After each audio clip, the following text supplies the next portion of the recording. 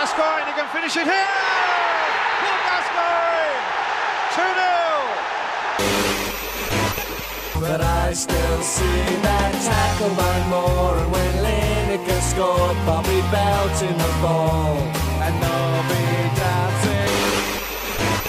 And Gerrard! Oh, what a goal! What a strike from Steven Gerrard!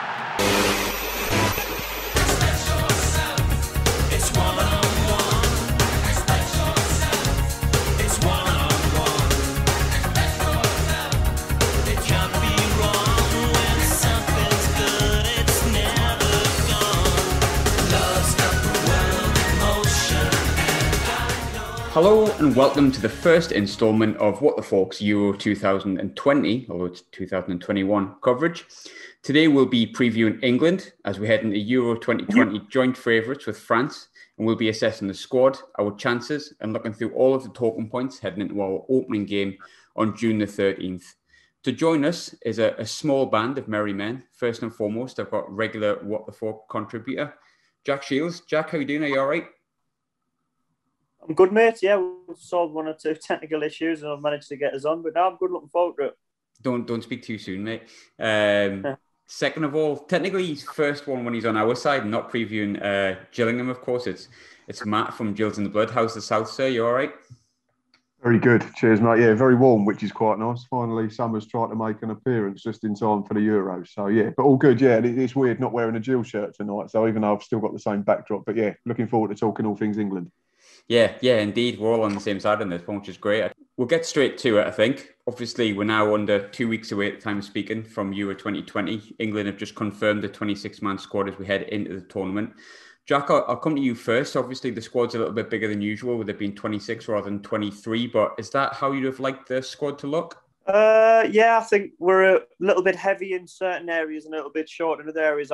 Apparently, we've named 4 right backs, which seems a little bit too much. I know it's a strong area for us, but I'm not sure how we're going to work all those into the squad. But yeah, a little bit short in midfield. But in terms of the actual people that we've named, I can't think of anyone I'm looking at thinking, yeah, I'm wounded, he's missed out. So I think, I think I'm all right with it. I think that they picked themselves a lot of the time. I mean, there was 1 or 2 fitness issues with Grealish, and 1 or 2 others. But other than that, yeah, I think it's pretty what I would have done. You know what I mean? It's fairly where I would have gone with it.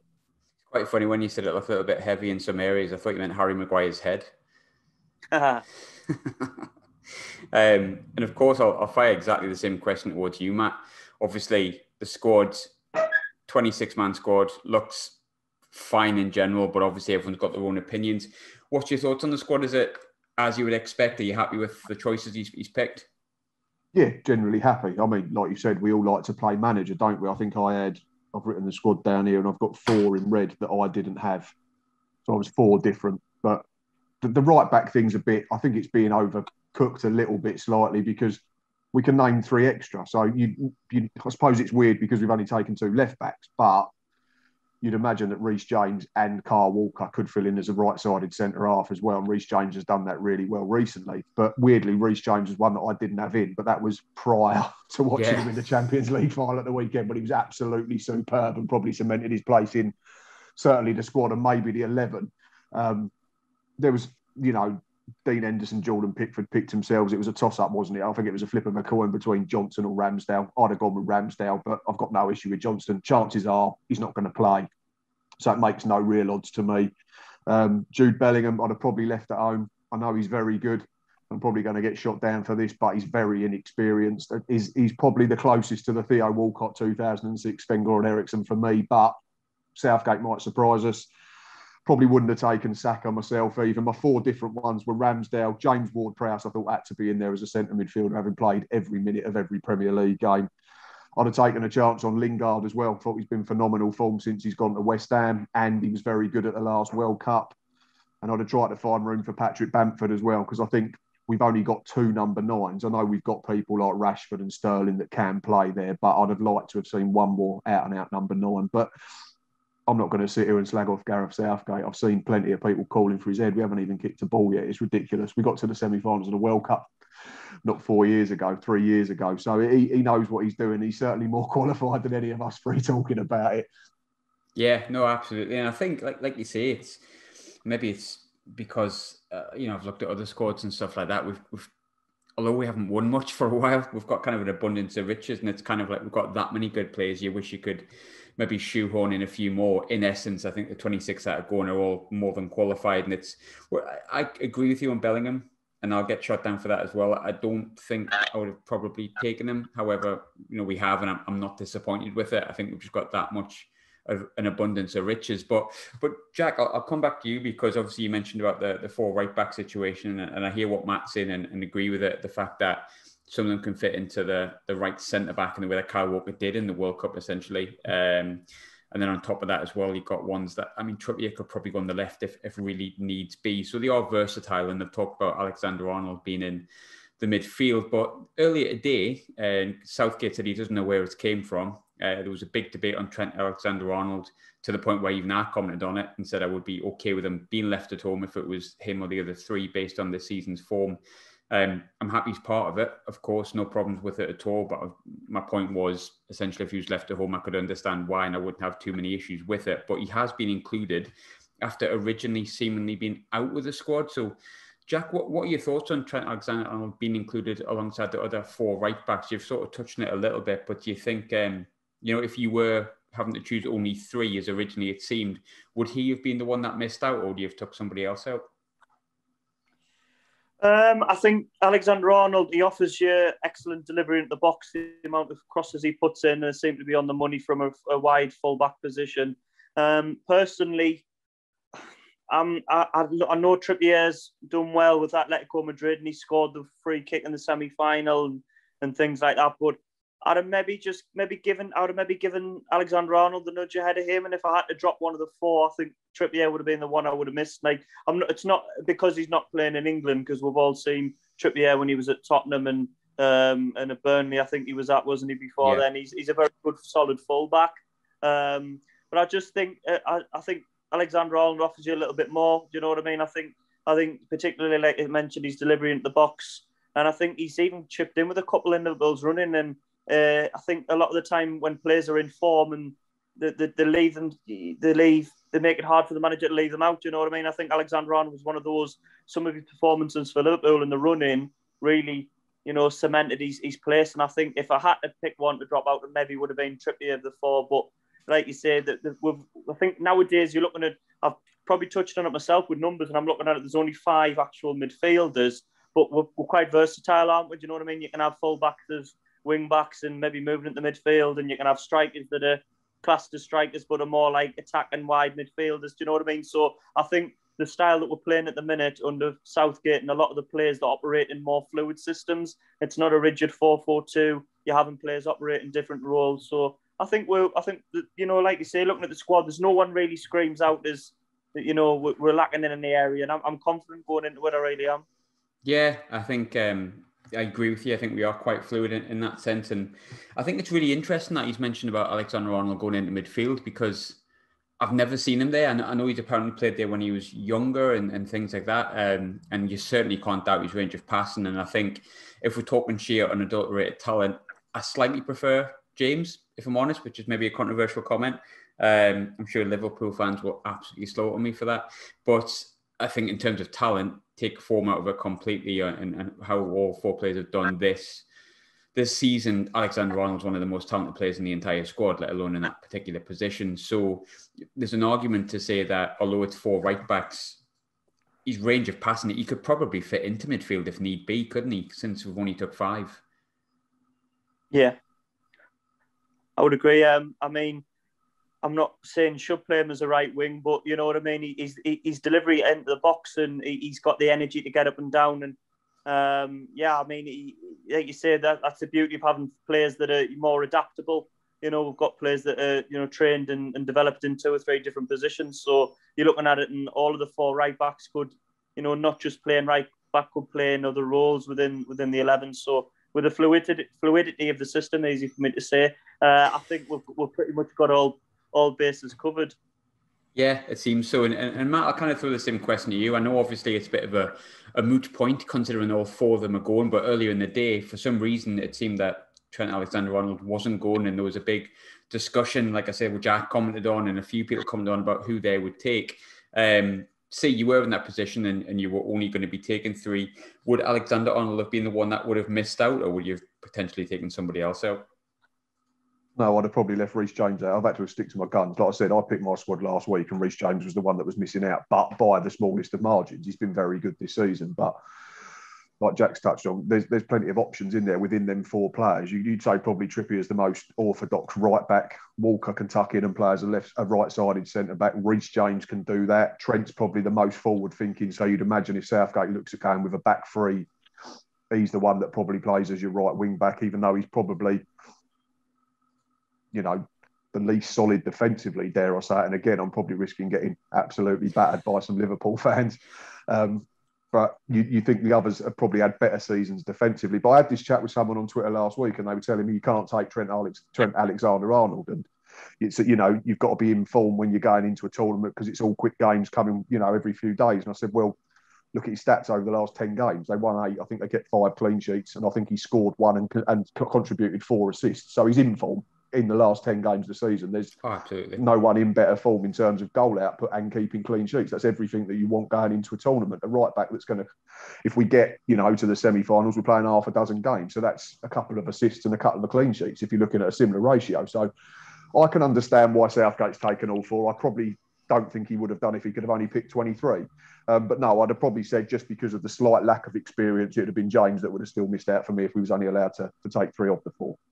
I agree with what you say about his form, because I think I actually, 9 times out of 10 what happens with me, I'll say something on Twitter and the opposite will happen. So I mentioned about Alexander-Arnold not having the best of form about 10 games ago, and lo and behold, he goes in a great run of form towards the end of the season, helps to get Liverpool back into the Champions League places when it looked like they really weren't going to be in them. I agree with you 100% on that. When he's talking about taking players on form, actually all 4 of them are banging form, aren't they, really? Yeah, they are. Yeah, 100%. Yeah, definitely. If you look at Trippier, I think it was 14 clean sheets, 16 clean sheets in less than 30 league games for Atletico Madrid. And no disrespect to everyone on Twitter, like I've already laughed and said, we love playing manager and we all like to chat about it and it's great fun. But Gareth Southgate's watched Kieran Trippier, I'd imagine, a lot more than we have. And Diego Simeone's one of the best defensive coaches in world football and they've just gone and won the Liga. So if it's good enough for Diego Simeone, then it's good enough for me. Yeah, I'm going to be with you on that. I don't think I could put it any better, really. I suppose we're talking about the squad an awful lot. Before we move on to sort of some other players that have maybe missed out and other players that maybe you would have included. When it comes to the actual game itself, like you say, we can play that 3 at the back, and I think we will. And I think you'll actually go with either Reece James or we'll go with Kyle Walker as that right-sided centre-back. But, we do like to play manager. That's kind of what makes these shows work, thankfully. I'll come to you first, Matt. Who do you actually go for? Who would you put on that right-hand side? Even if it meant putting one of the other right-backs as the right-sided centre-off, where would you go for the first game against Croatia? I was looking at this because Croatia, no disrespect to the Czech Republic or Scotland, is the hardest game in the group. And if we can get out of that with a draw, it sets us up nicely for the rest of the group stage. So I don't know what makes us more solid defensively, because if you play James or Walker, then you're playing a person who's slightly out of position, so to speak, unless he goes with Connor Cody. But I wouldn't pick Connor Cody to start. But then you can see why he's in, because Maguire might not be fit. So I picked 2 teams, and I think I've got 10 of the players are the same. So if we went 3-4-3, I'd be inclined to pick Reece James, based purely what I saw on that Champions League final last weekend. He was absolutely spot on against Raheem Sterling. And again, people talk about Raheem Sterling being out of form, but the guy still contributed double figures in goals and assists this season in a poor season. That's good enough to be a very good season for a lot of squads going to this tournament. So if we went back 3, I'd go Pickford, James, Stones, Maguire. I'd go Trippier and Chilwell as the wing backs. I'd play Jordan Henderson, fitness permitting, and Declan Rice. I might get accused of being slightly defensive. And then I'd play Phil Foden and Raheem Sterling off of Harry Kane. If you went with a back 4, I'd take Reece James out. So it'd be Trippier, Stones, Maguire and Chilwell. And I'd bring Mason Mount into play in the 10. Yeah, I think Mason Mount is probably one of those players that, in a way, for me, he's got to be in the side.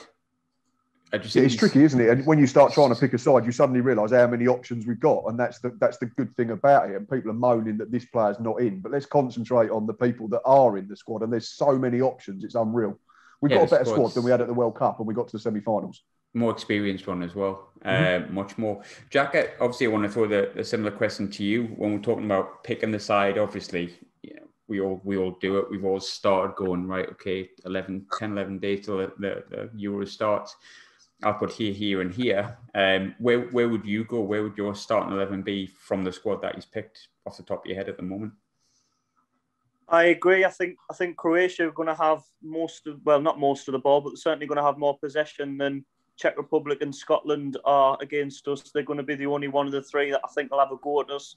So it might be seen as a little bit negative from the England fans coming into the first game with a slightly more conservative team.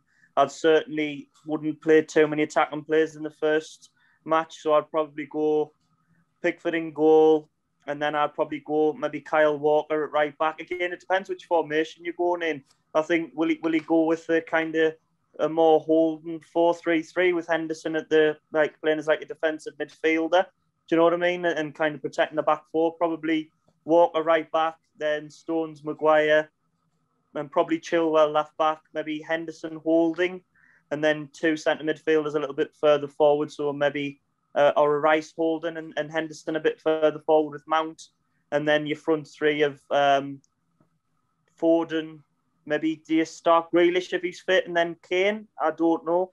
Maybe would that be something along those lines? I think Grealish is a talented player, but whether he's probably not 100% fit at the moment. So, it depends on fitness as well, because I would start Henderson 10 times out of 10, but you're looking at it thinking, is he going to pull up after 60 minutes and you're going to have to, sub him, and that might make him worse for the tournament. So I think I'm not 100% certain on my 11, but I would certainly play a little bit more, not negatively, a little bit more defensively against Croatia. Make sure that, you don't leave yourself too open. A draw wouldn't be too bad, and then I'd be very confident going into Scotland and Czech Republic that we can unleash a bit more of an attacking lineup and really go out and create chances. And I think if we get out many creative players on the pitch against Czech Republic and Scotland, and we get them playing well and passing it and speed and intensity in our play, I think Scotland and Czech Republic, I think we'll have too much for them. I really do.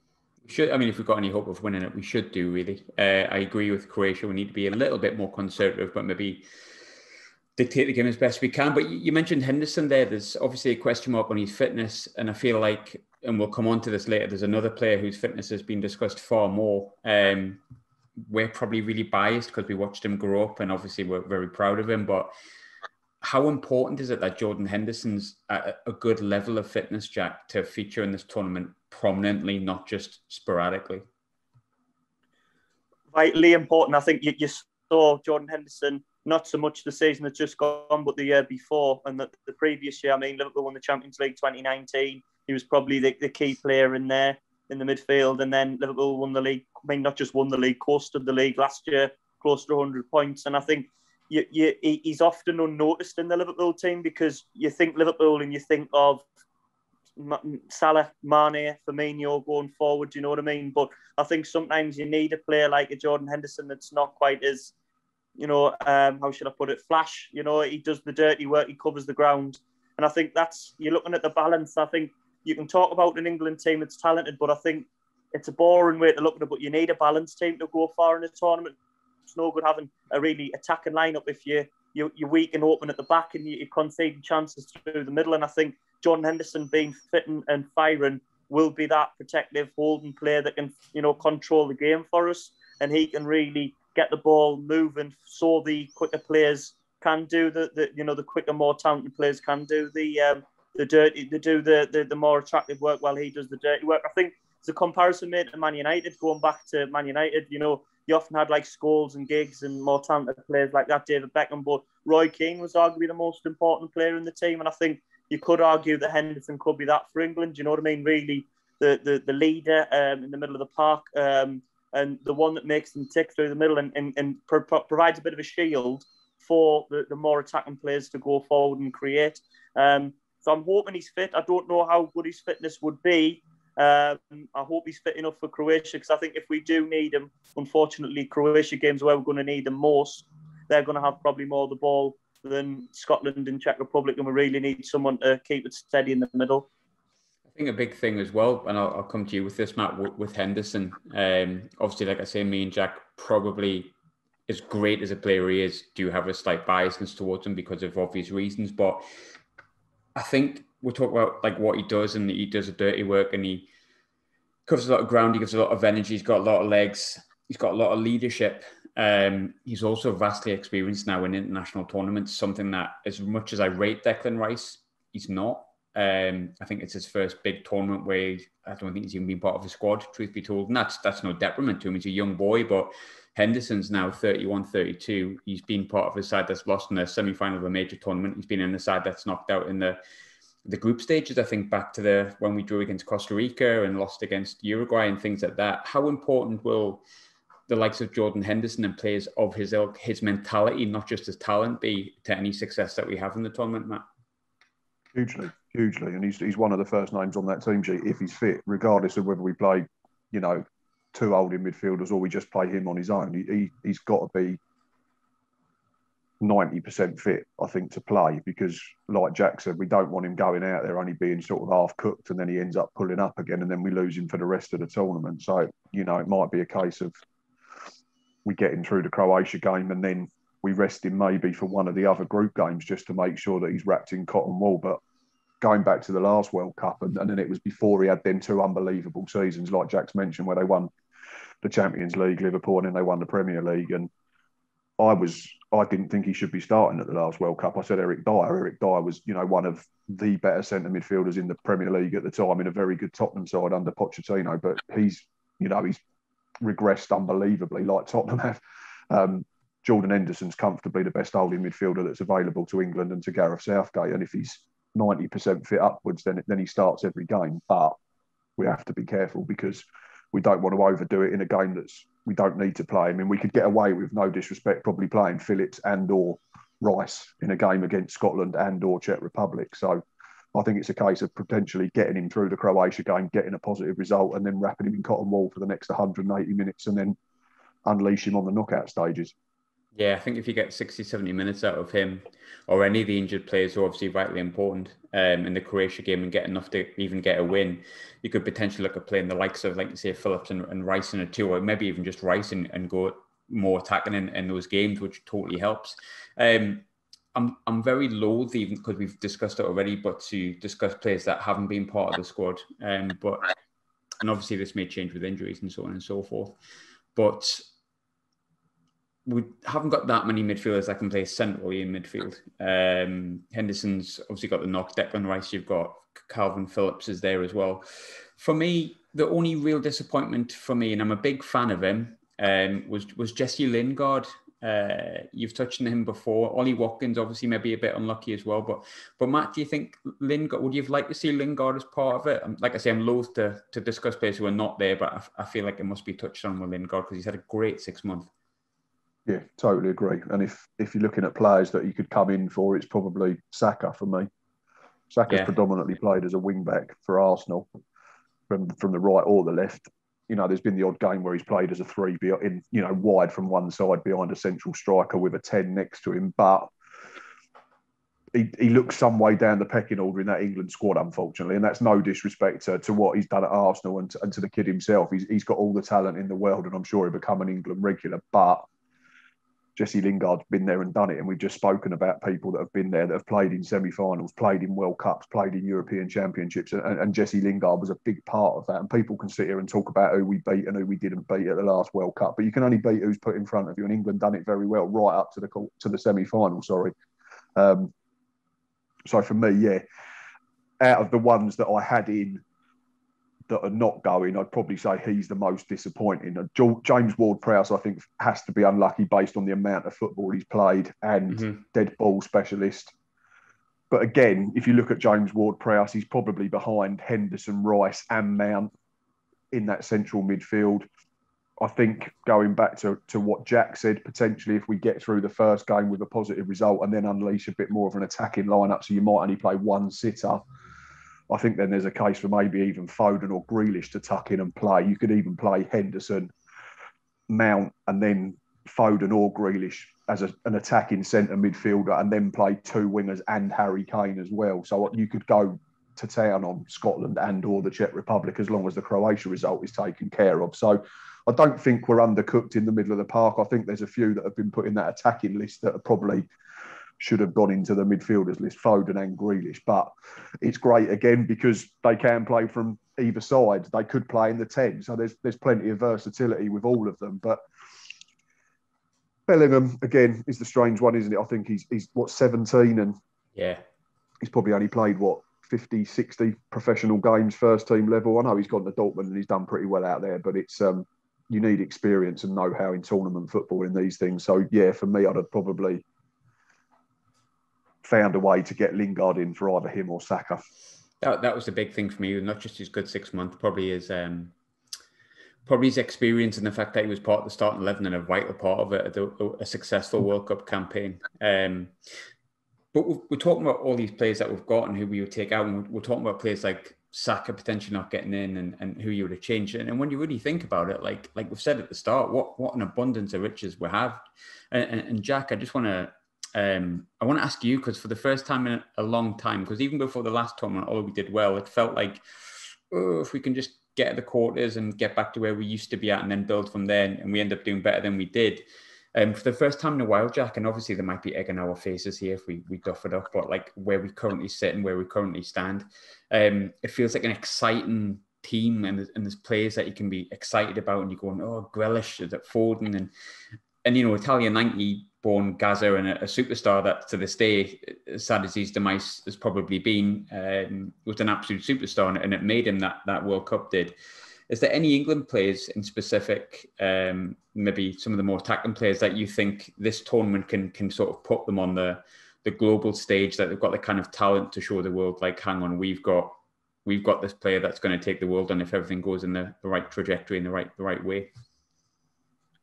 I think just, I was touching on it earlier, slightly going off topic of what you said, but I think we're all getting really confident and excited, aren't we? Do you know what I mean? Talking about hammering Scotland, and I think one or two on our normal podcast that we're on, we have a couple of the Tartan Army that might be listening, thinking, oh, those cocky English getting ahead of themselves again. But in terms of the squad, I would say the one player that really, really excites us more than any England player that's come out the last 10 years, and he's already a star because he's playing week in, week out for Man City in Champions League finals. But Phil Foden, I think, is just, he has absolutely every attribute. Now, I'm not knocking any of the other England players because there's huge potential in that squad. Do you know what I mean? You're talking about someone like a Jack Grealish is phenomenally talented as well. And we have, even strikers that might not necessarily get a game. Dominic Calvert-Lewin, I think, could go on and have a fantastic career at the top level and things like that. But Phil Foden, for me, he's already a star in England, but I don't know how big he is across Europe and across the world. But I really think in terms of a young player that could take a tournament by storm, pretty much not all of the games are going to be on home soil, but a lot of it's on our own conditions with familiar grounds and set up to Phil Foden. And he looks like nothing phases him. He looks like, to me, you could put him on any stage and he'd pick the ball up and he'd just run. He'd just take players on. He can use his right foot. He can use his left foot. He can dribble the ball. His passing's superb. His energy's fantastic. He sets up goals. He scores goals. Every attribute that you want from a predominantly attacking-based midfielder, he's got a tick in his box, and he's, 20, 21 is he at the moment? If that. So he's got everything in his locker for him now to go on and do well. And I really think, in terms of England as a whole, I said it at the last World Cup, Graham, and what was why I was so disappointed when we lost to Croatia. And I did feel like we would never get another chance we would never get another chance, but it was a great opportunity for us to get to the World Cup final and possibly even win it against, I thought, a beatable French team on the day. But I think this Euro tournament, everyone's excited. You're looking at it now, we think the range of players that we've got, and I do really think we've got a great chance. But, it's managing kind of excitement versus expectation as well, and we don't like to get too excited in England, do we? But yeah, I think I'm confident. I think we can go really deep into the tournament. I really do. In the interest of balance, I'll throw this one back at you, Jack, as well. In the interest of balance, is there any areas of the side that worry you, that you think that, I wish that was a bit better? Because we feel like we've got an abundance of riches in places, but every team's got a weak spot, haven't they? I think centre half could be a slight issue with Harry Maguire. I rate Harry Maguire, but I don't know how fit he is. And John Stones, I like him a lot, and he's a very good centre half, but it's not the strongest when you think of, England centre half pairings down, when we had Rio Ferdinand and John Terry at the tournament, you know what I mean? Safe as houses, them two. I don't think we're quite as safe as we could be in that position. And also, I like Jordan Pickford. I know him personally, and I think he's a good goalkeeper. Don't get me wrong, but we've had stronger, perhaps, goalkeeping threes as a three. Do you know what I mean? So we'll see. I think it's not the perfect team. Don't get me wrong, but I think it's definitely getting. Then a lot of them are young. I think that could work against us in terms of experience, but a lot of youngsters at tournaments just the fearless. Do you know what I mean? You saw Michael Owen at France '98 and Wayne Rooney at Euro 2004. Do you know what I mean? Youngsters at tournaments have got absolutely nothing to lose, and I think that kind of energy and excitement could work in our favour. Actually, the fact that we've got a lot of young lads at a home tournament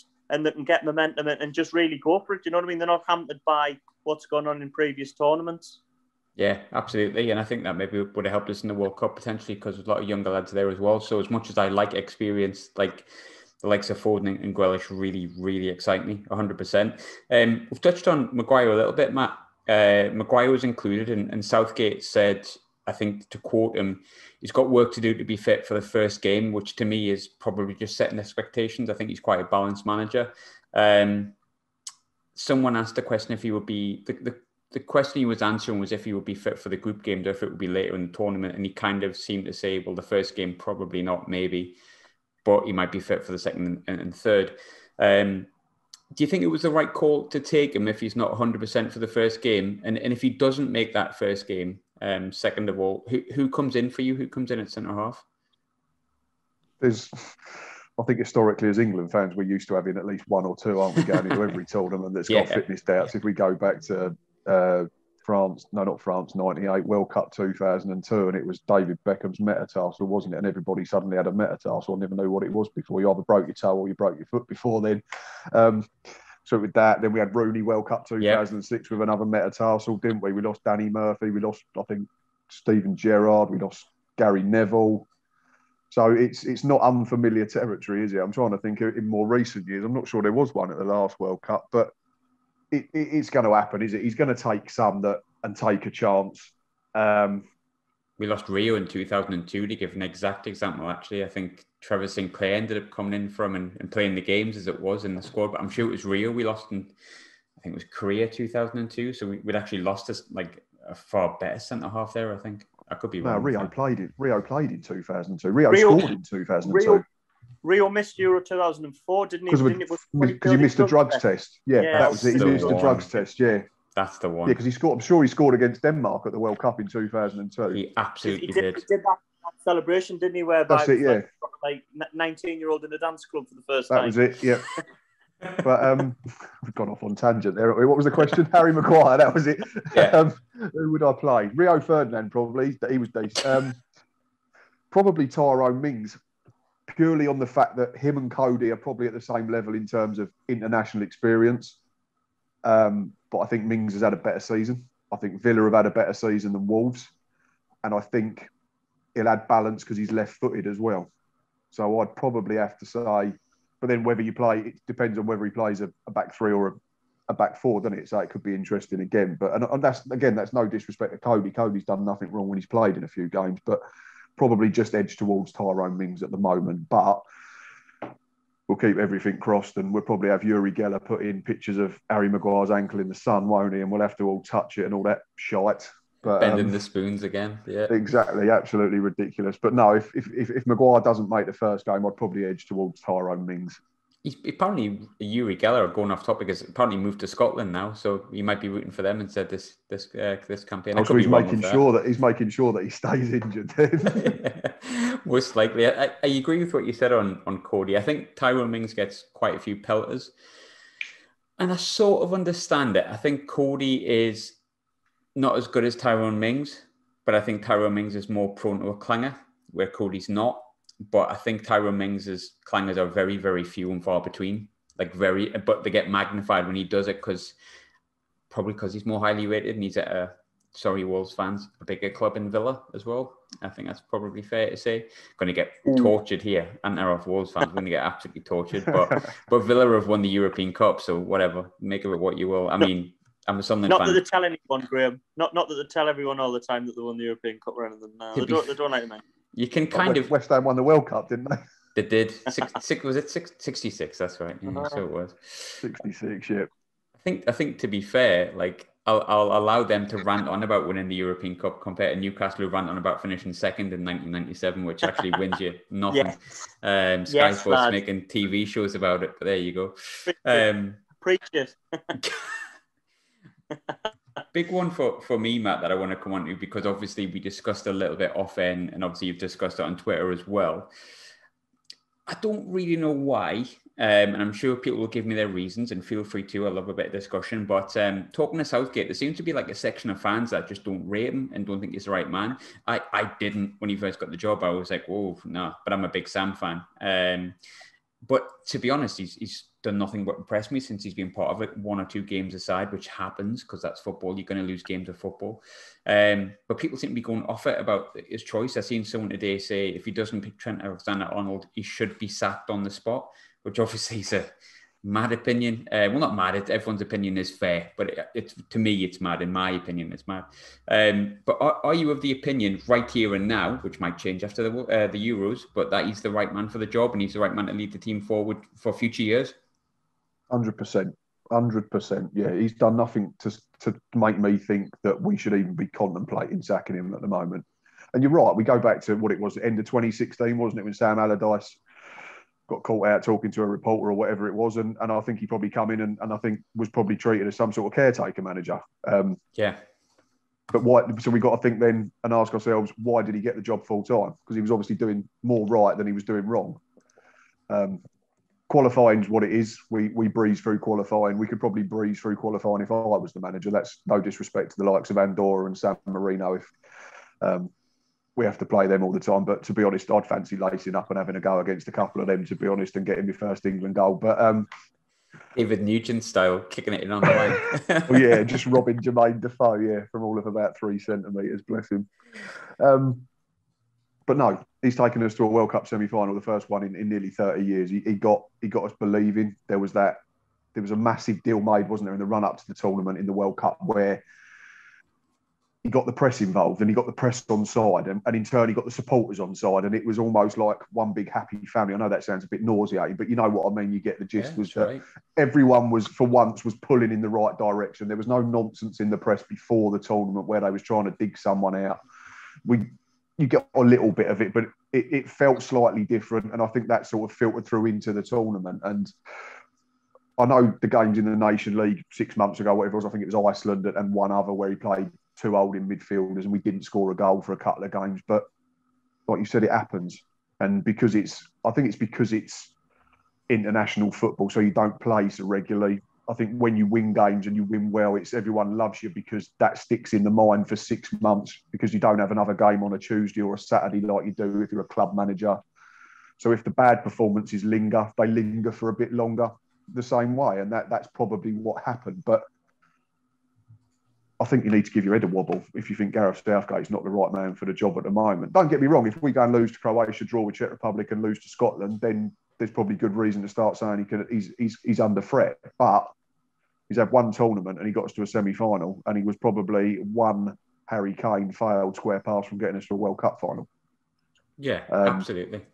So for me, he's 100% still the right man to be leading us.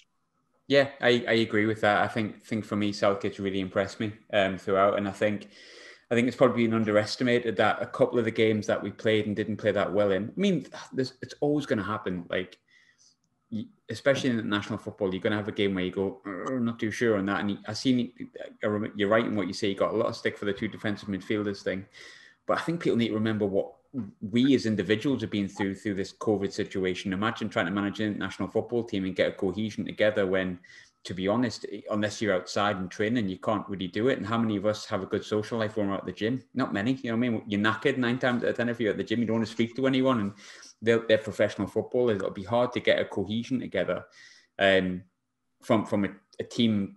Sorry, is that a northern term? You said pub wrong. Sorry. Oh, yeah, well, yes.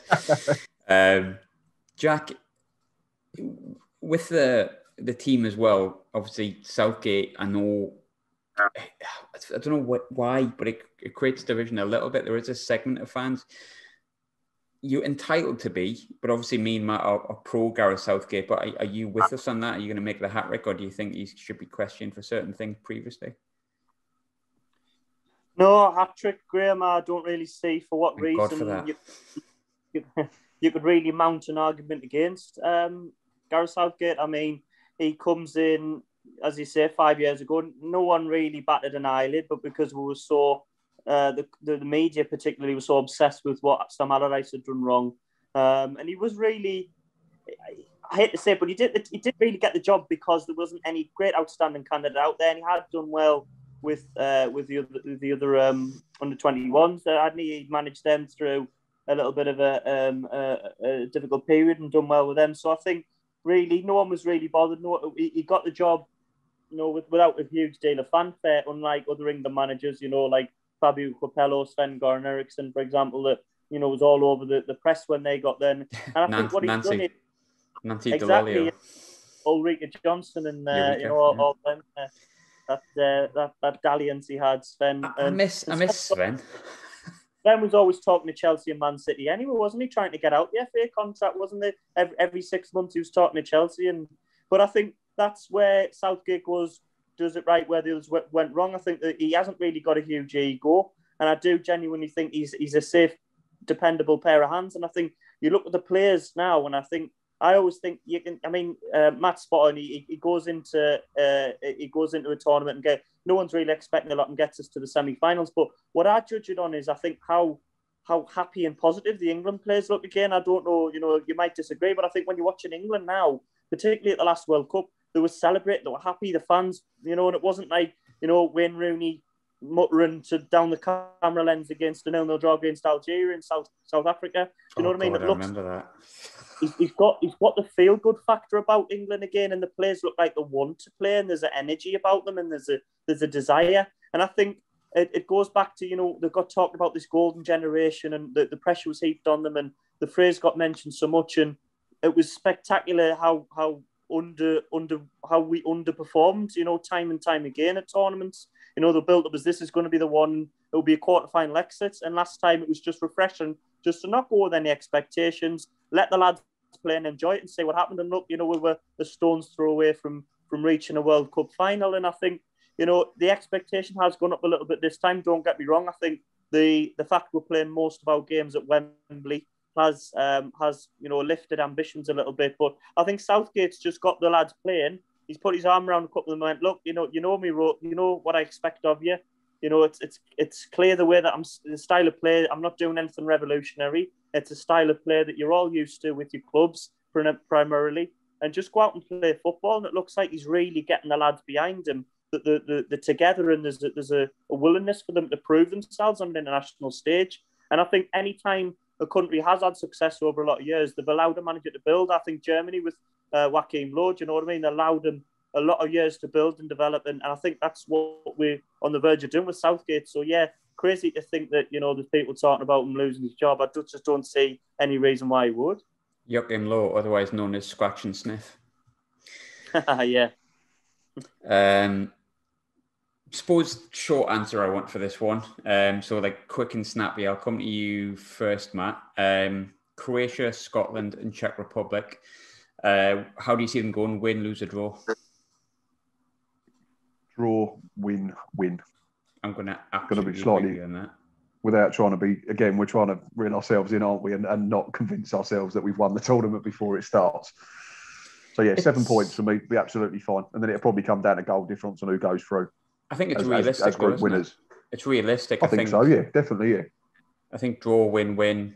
Realistically, on paper, football is not played on paper, sadly, it would be win probably, because I think we are a better side than all three on our day. But I think Croatia are a lot tougher than a lot of people are saying. Croatia are not what they were, and I do agree with that for what it's worth. But they're certainly not as spent force, far from it. So I think if we got a draw and then went on and won the next two, which we should, I think Scotland could be a tough game. I'm pleased it's at Wembley and not at Hampden.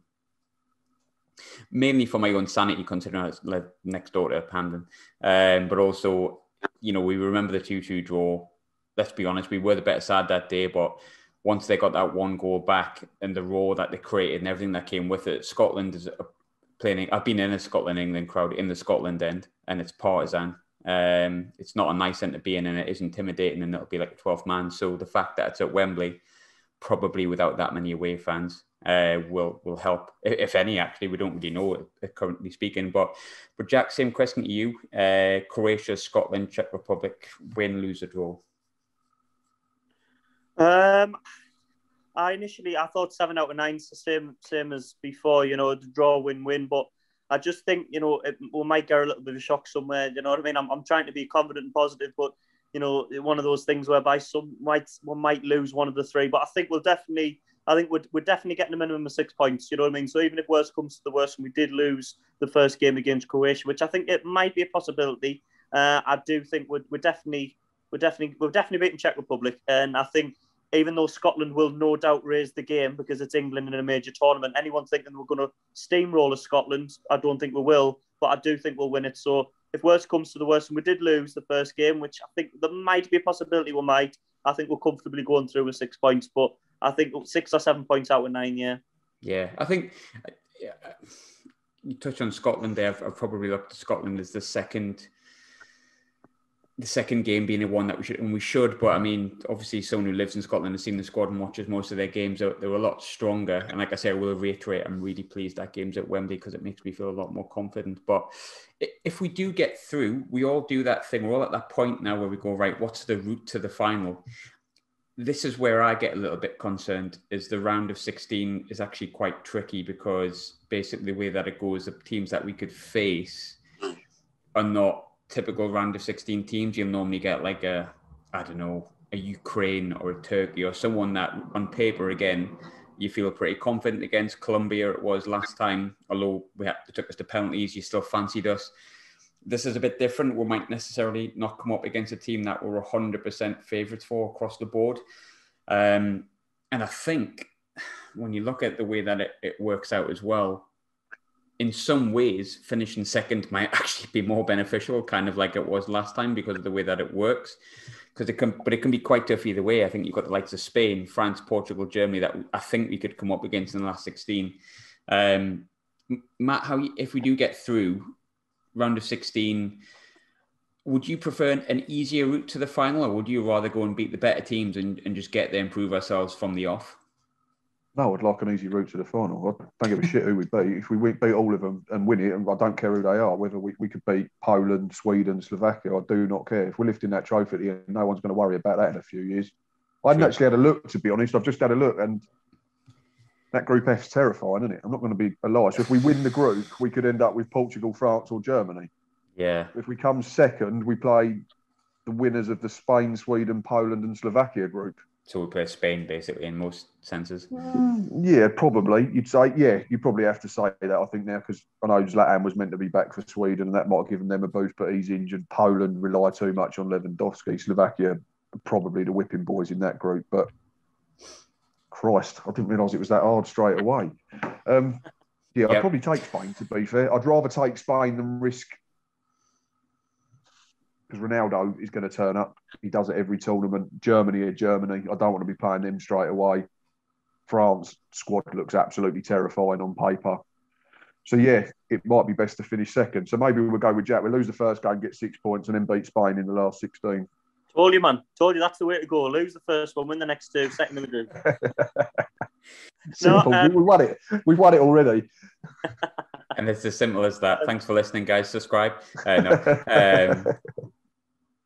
Jack, would you prefer an easier route, or do you want the Germans like round 16? Part of me is like, yeah, let's get the Germans out of the way, because it's going to go either way. If I love Germany as a country. What a fantastic place and fantastic people. But when it comes to a tournament, England, Germany is just so massive. Like it's kind of, it would be exciting to get Germany. And there's part of me that's like, come on, I wouldn't want France.